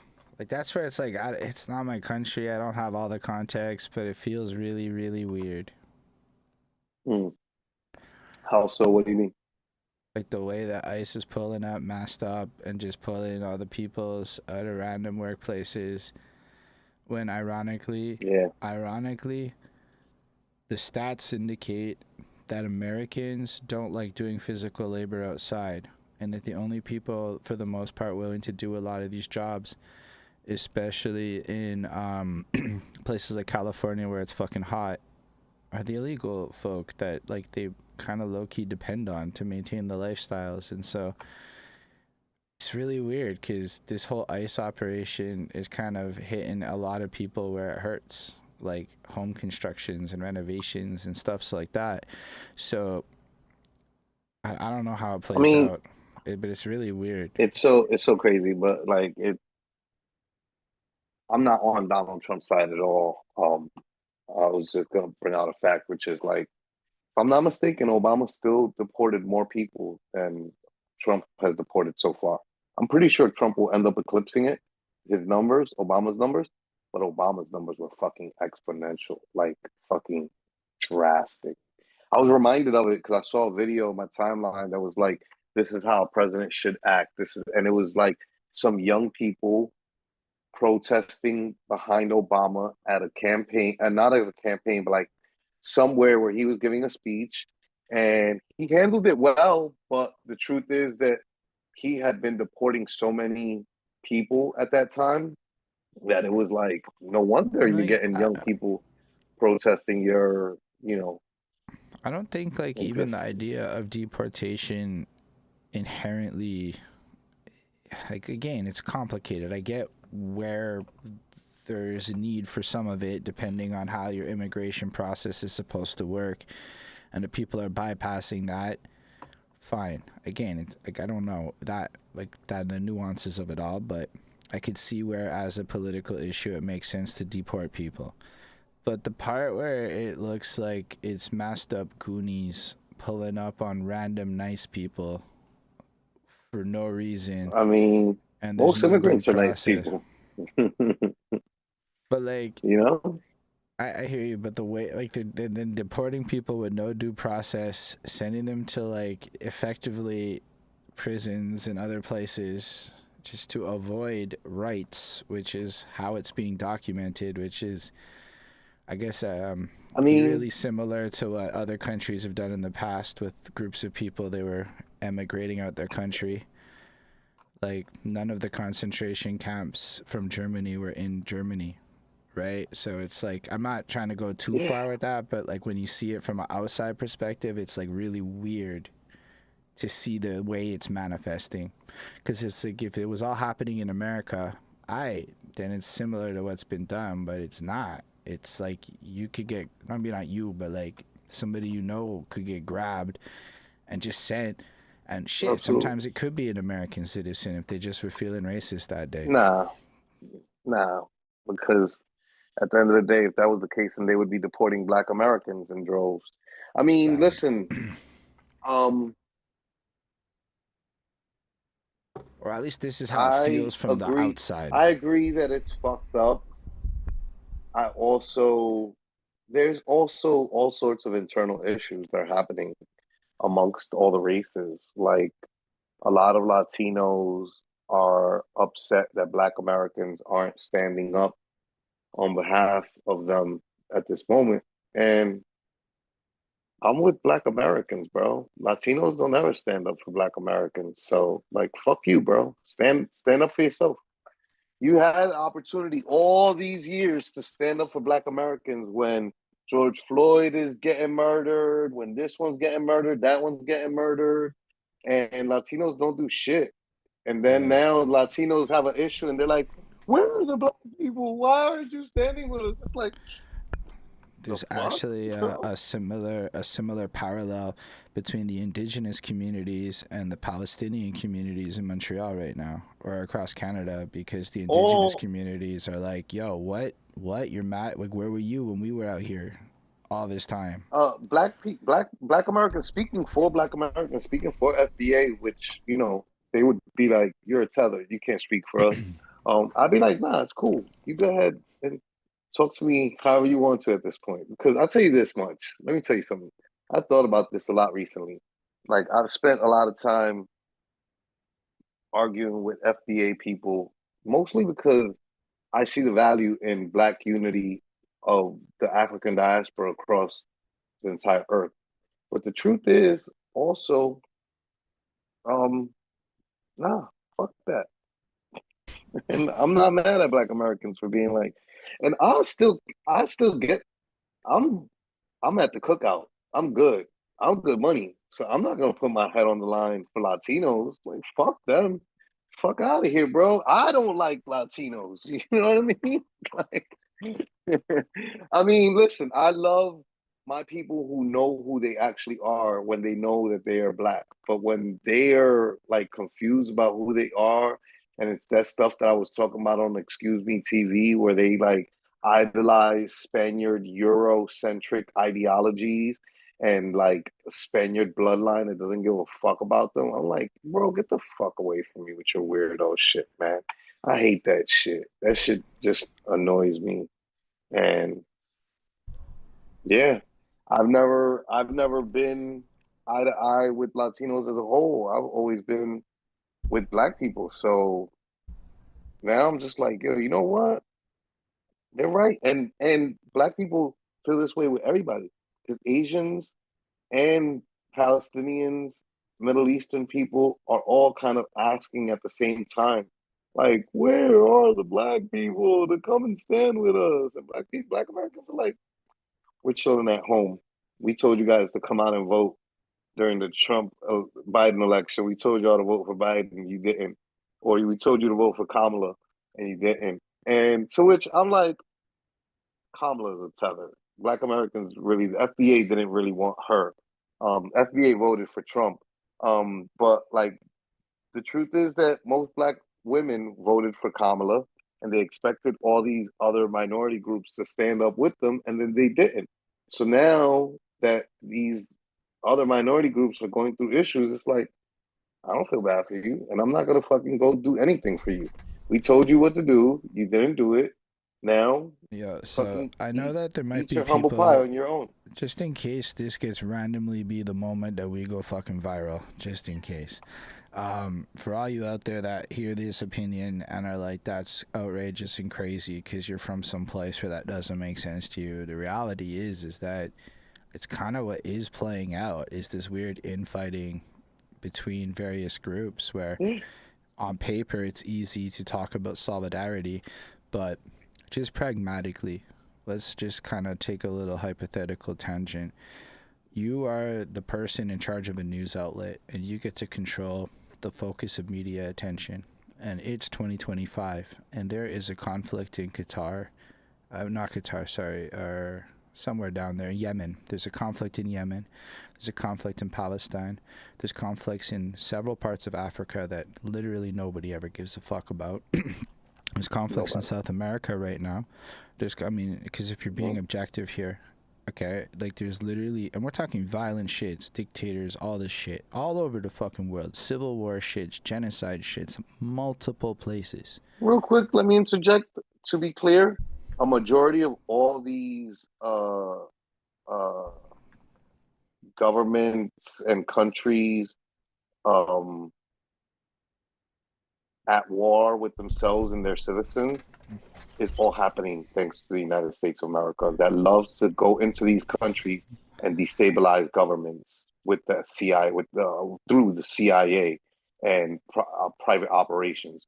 So like this is America. This is all shit that's just like I'd be feeling like even more so like let America fucking reap what you sow, bitch. Go ahead, keep on going, because eventually you're fucking the chickens are gonna come home to roost. So. But all that to say, so you're in charge of this news station, and you have to highlight the news. Who gets the main slot? Which story? And that's where it gets kind of complicated and shit, because every single group of people literally will feel that their story is the star of the show and should be highlighted. But in reality, as a human group of culture and society, we can maybe focus on like 2 conflicts at a time or 2 causes. Like we're really bad at multitasking social justice based on history. There's almost been for sure a fad cause that has consumed college kids that changes year over year with each incoming class. It doesn't even stay the same. And you can document this shit. Like, remember when Boko Haram and that shit was like the one everyone cared about? Do y'all even know the conclusion of that story? Nope. Absolutely not.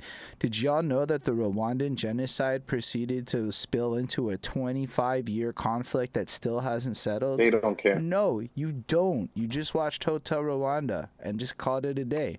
That's kind of like the I remember friends of mine, personal friends of mine, being on Facebook and really like trying to be like, oh, if you don't stand up against Coney, you're wrong. You're this bad, horrible human being. Blah blah blah. And then like a couple weeks later, fucking the Coney guy is fucking walking the streets of fucking Hollywood drunk as shit, saying all sorts of shit and exposing that it's all bullshit and that his whole documentary was bullshit and it's white peopling in other countries, which is always the funniest shit ever. So it's like, yo, yeah, most people don't care. They care in a moment for a fad, and then they don't care beyond that.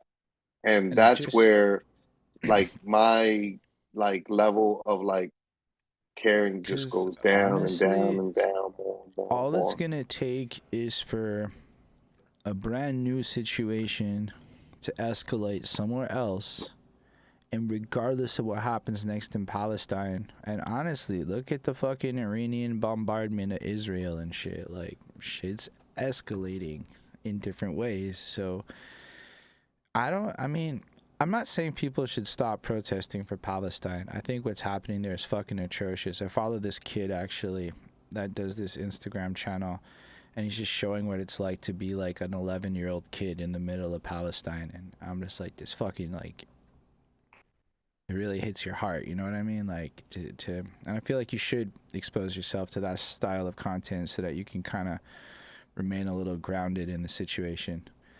But that's just one conflict, and I just never understood why like it gets so limited like that. But the news cycle can't handle it, people can't handle it, and it creates pettiness because people will move on from Palestine before it's resolved to whatever comes next. Maybe Russia and Ukraine takes the focus, or maybe some next shit. Because I don't know if you saw. Iran is ramping up. Iran is over So here is dropping bombs. Pakistan and fucking They're Israel, tired. India. You know what I started thinking about too when this Iran Israel shit kicked up again most recently. I thought to myself, yo, you know, with the talks of Israel and Donald Trump talking about moving the Palestinians out of Palestine somewhere else, I'm like, yo, that's not a good idea for like Israel. Like, you hate Palestinians, but let me tell you something. Them being in such close proximity is probably the only reason Iran and Saudi Arabia hasn't dropped nuclear missiles on you.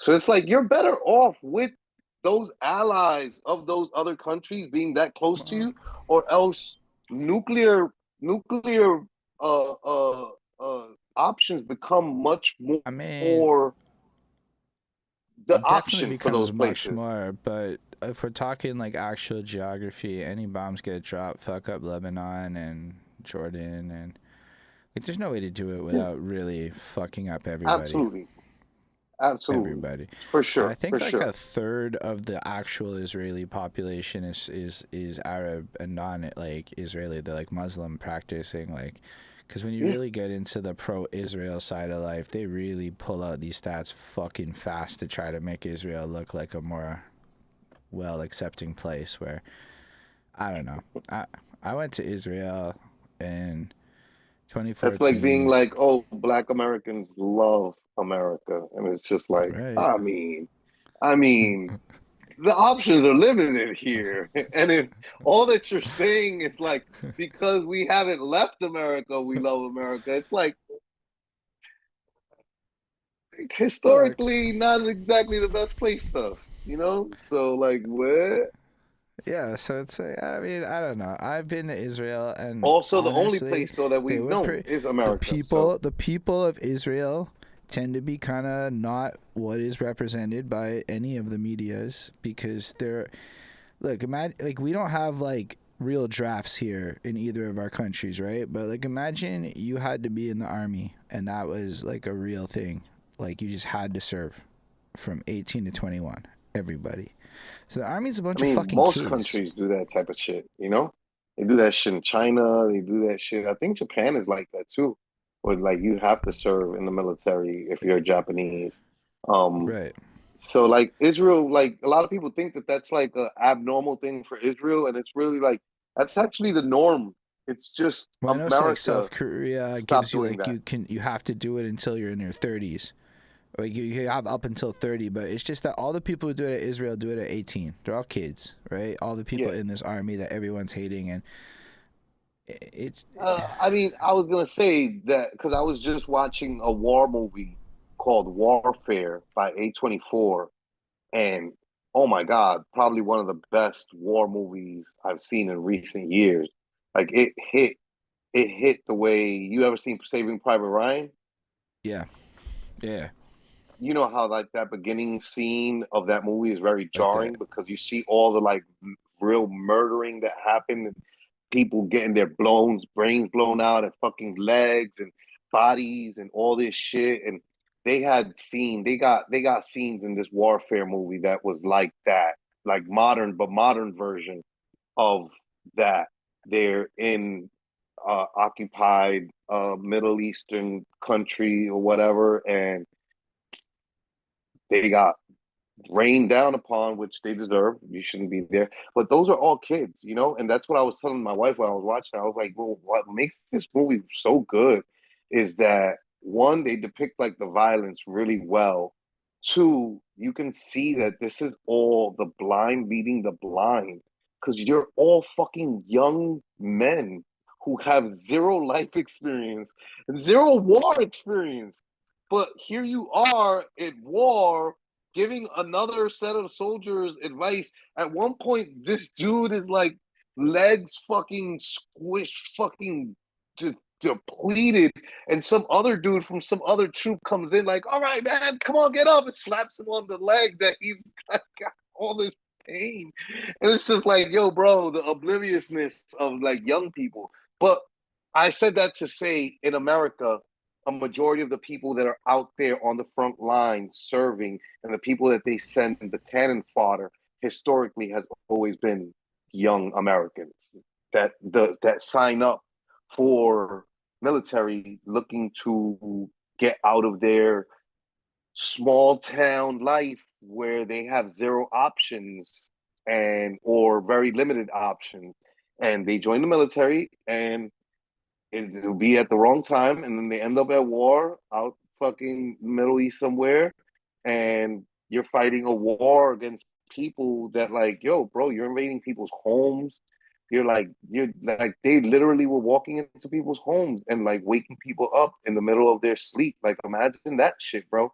Imagine if some dude came in fucking with a fucking AR fucking right here with a fucking mob behind him and they fucking wake you up. Hey, hold it, shh. And they put their fucking fingers on your mouth, and you're like, yo, what the fuck is happening, bro? Are you fucking kidding me? Like, yo, you gotta be shitting me, bro. Like, and you, but this reminds me of like what indigenous Americans must have felt like when boats were fucking landing on their fucking shores, and they're like, yo, what the fuck? What? And you're just Yo, fucking popping there's out. like, yo, there's actually a story like Bonnie was telling me how Which is again, life is like a cycle. like it has to do with like with the indigenous tribes. They didn't know what guns are, right? So you Yeah. imagine they're coming through and then 200 guys on horses with guns just popping off at the crowd. In Puerto Rico, the indigenous Tainos thought that for a second there they thought that the Spaniards were gods that couldn't be killed because they also had these metal things on. So when you threw a spear at them, that shit's like chucking off the fucking metal It's like they thing, just and then they're fucking shooting you, and you're like, oh my god, these guys are fucking gods. And it's just like they just got technology, bro. They and just got but like technology on their side. That's it. the massacres were Massacres. incredible. Yeah. And it's like honestly, like what's happening in Palestine is a massacre at a scale that is fucking insanity. And it Mhm. is arguably genocidal, and it is fucking Oh, weird it's to definitely genocidal. It's so definitely weird that like human beings are on the Earth right fucking now while this hold is on, happening it's and just letting it weird. happen. Hold on, it's especially weird because I've spent my whole life as a Jew being told to remember the Holocaust because Right. specifically we are not supposed to allow a genocide to happen again, and the people doing the genociding are the people that were given stolen land because they were genocided against. And that's the craziest part of this shit. Because the genociders this time are literally the descendants of the people that were victims of the last genocide of this Right. nature. And That's how it be. that part's What crazy to was me as a Jew. Like that's why like I'm not Israeli like that, but like it's just knowing the history of Jewish shit, it's like get the fuck out of here. It's so weird. It's I don't know. I don't like it at what all. is it? Um Hard times create strong men. Strong men create good times. Good times create weak men, and weak men create hard times. You know, uh, Yeah, I mean, strong men created great good times, and now those good times created weak men, and those weak men are creating hard times. it's just fucking unfortunate. Like I don't know. I don't even know how to rationalize it or say anything intelligent about it because it's a genocide.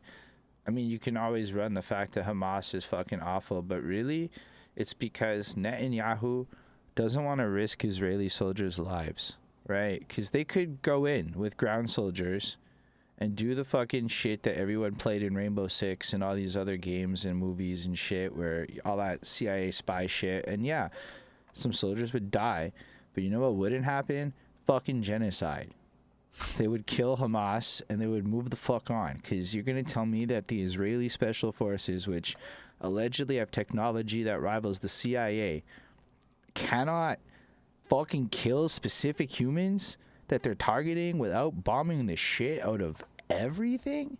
I mean, That's Netanyahu's crazy also talk. on record as like Palestinians and Muslims are not humans to him, and these are not people, and you know But all like that. just So to that, like, because I don't think people might be aware of the level of sophistication and technology the IDF actually brings to the table. Like how fucking skilled they are as soldiers.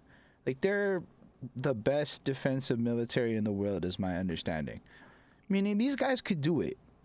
It would just have casualties on their side, and that's a huge part of why it's not happening. So that's the part that drives me nuts. And people may go, why risk Israeli life? I don't know, man. Fucking war crimes is war crimes. It is what it is. Just like we can call Americans have committed war crimes, well, Israel's war crime, and right now. I mean, at this point, there's no way to justify a fucking thing Israel's doing. And if you feel that way, I guess, I don't know. I know a bunch of Jews might not like me for saying that, but objectively, I don't understand the response. objectively, I don't either, buddy. I've heard people Crazy. justify it and say that other people would behave that way, but honestly, it's like, I guess it's what Russia's doing. So you What want to be like Russia? Like shoulda, coulda, what? woulda? Playing the shoulda, coulda, woulda game to reality is crazy. It's Like like, to me, oh, it's like, but if this X, Y, and Z could, they would. And it's like, yeah, but that's not what's happening. You want to know what is happening, though? Israel is like a monster fucking genociding a whole group of human beings. And instead of you standing up for something that's wrong, you're playing a shoulda, coulda, woulda game. Like, what? It's crazy. I don't even know what I can do. I don't necessarily think posturing on social media is helpful. I don't know if the guy standing there with fucking Palestinian flags is helpful, but at least you can't deny what's happening. I mean, let me tell you something. I came from an era in the 80s and the 90s and the early 2000s where my generation didn't protest at all. Anything, nothing, like barely would protest. And um, I'm not gonna lie, when I saw the generation behind me, Gen Z, starting to protest things during pandemic and George Floyd and Trayvon Martin and all these things, I was like, word, man, this is needed. Like, this is absolutely needed. And sometimes that's the only thing you can do with your voice is protest, is stand up and say, I refuse to be a party and be complicit to these things. And this is how we want to be heard. And um, I respect that more than my generation and just being silent and like being like, Right. oh, doesn't help anything. You know, it's like, well, sitting at home doing nothing also doesn't help anything. You know what I mean? No, Like, and sometimes protesting does create change. Like I yeah, it watched, does.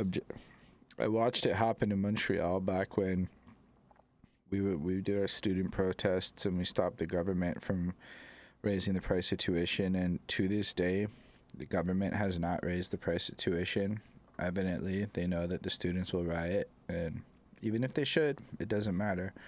So there is value in protest that's organized, structured, and disruptive. Look at And we stop talking about pop culture and we get Lindell to sit down and be quiet. You know, we start talking politics. Lindell's like, hey, I don't want no parts of this conversation. I'm stepping back. You yeah, guys I go mean, it's ahead also, with your to young be man fair, Jagmeet ideologies. Singh sparked it up. But like, I think it's just like it's a strange time, and I don't know. I don't know where else to go with it. I guess we could wrap it up if you want. Nah, I mean, yeah, we should wrap it up because we Eight gone way 47. past.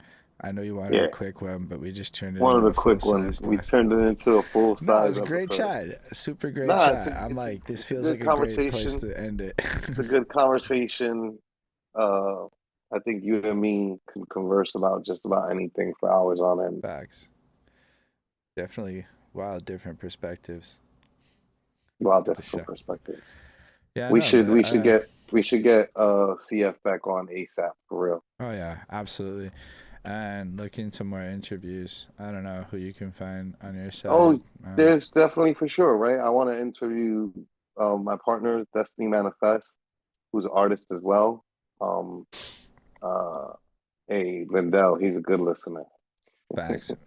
But maybe like we could also think about other types of people, because like instead of just artists, like we could look into all the other, because I know at one point we wanted to have like the street promo guy on, and it never panned out, but like, you know, that type of stuff. Or I don't know, you're in the event world, you can think of I'll seven take. field I'll positions. absolutely. Absolutely. Absolutely. Um, Yeah, we'll sit so down. We'll talk with a couple of my coworkers. There's some young. You love sitting down with young people, young love it. women. But let me tell you something. You get a little crazy. You got a little out of hand with I Zoe know. G. I was like, what the fuck is happening here? This guy it's what were you blushing at one point? Like I don't know about that, but he was it was like, fun. okay, not blushing. That might be much. I But was I you was I were might have like, been a little oh my excited. God, a young I was. person. You were like, oh my So it God, wasn't. young I wasn't people. necessarily the young woman, but young people in general, because I get really Yeah, no, excited I for the know. young That's men what I'm too. saying. Young people. Yeah, young I people. love that shit. I talked to a We'll have 20-something some. year old. I'm just like, oh my gosh, that shit is so fun for me. I feel like it keeps my soul young, but also they're so inspiring, because like I got everything they end up I got at saying, least wow. two coworkers. Uh, yo, I mean, yeah. I don't know. That's part of. I just find them like they give me like faith in the future, because like if they're the ones that are gonna build the next shit and they're so like aware and shit, then why are we tripping? It's like the next generation's actually coming in hot. Like they're not coming in weak. yeah, for sure. I'm always in agreement. I love young people. I'm always fucking. But yeah, it definitely Uh, was hyped up, because I researched her and she was like fucking exciting. Like I was excited. no, she is. She is very exciting.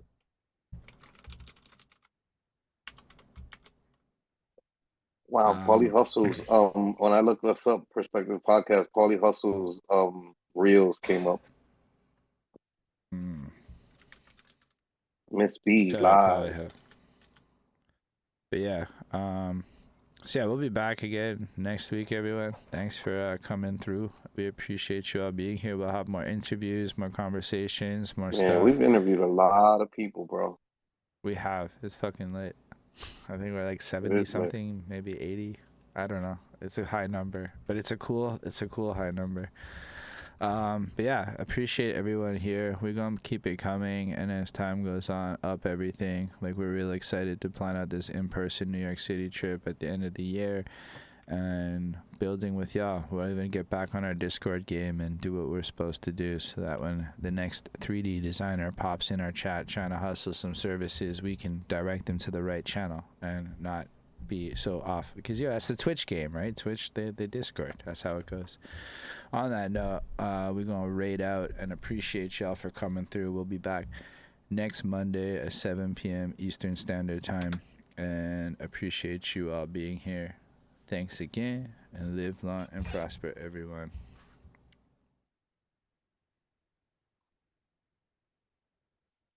Gang, gang.